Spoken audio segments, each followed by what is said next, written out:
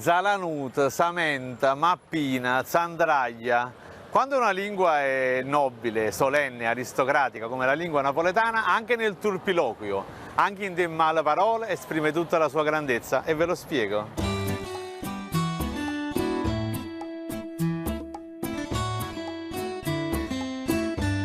La maggior parte delle parolacce napoletane ha origine latina. Con decenza parlando, per esempio, lota è da lutum, che era il fango, la fanghiglia, lutamma è da letamen, che era appunto il letame dell'antica Roma, chiavica era da clavicum, ovvero la cloaca massima, che diventa chiavica maest. E in questo caso voglio citare Roberto De Simone, la scena delle ingiurie della gatta Cenerentola, vati e tindana chiavica maestra, imbruscini c'ha la lingua per dint, e non ho bisogno di tradurre tutto questo. E ancora, Samenta è il condotto delle acque luride dell'antica Roma.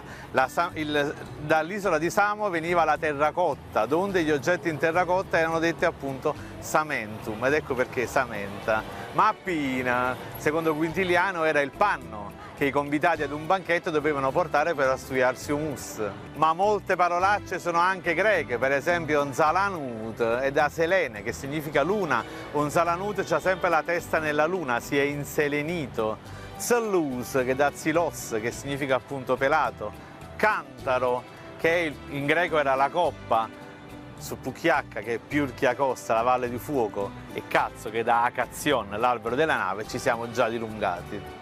Dall'arabo Sinashofek, che è da Safek, bevanda disgustosa, Sinutamar, che è da Altamar, che era il produttore di datteri.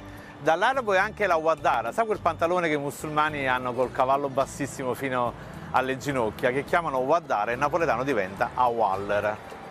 E dal francese Sandraglia. Sandraglia è da Lesandraille, le interiora. Sì, quando arrivano i cuochi francesi a Napoli, Monsù, e visceravano gli animali, e dalle cucine del Palazzo Reale, del Maschio Angioino, gettavano le interiora.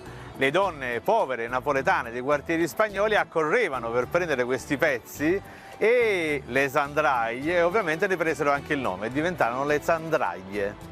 E infine Nacnel, che è quella persona un po' superba, quello sempre che ti guarda con l'occhio torvo, con l'occhio di sbieco, come se avesse un solo occhio. Infatti è dal francese il Nacnail, non ha che un occhio, Nacnel.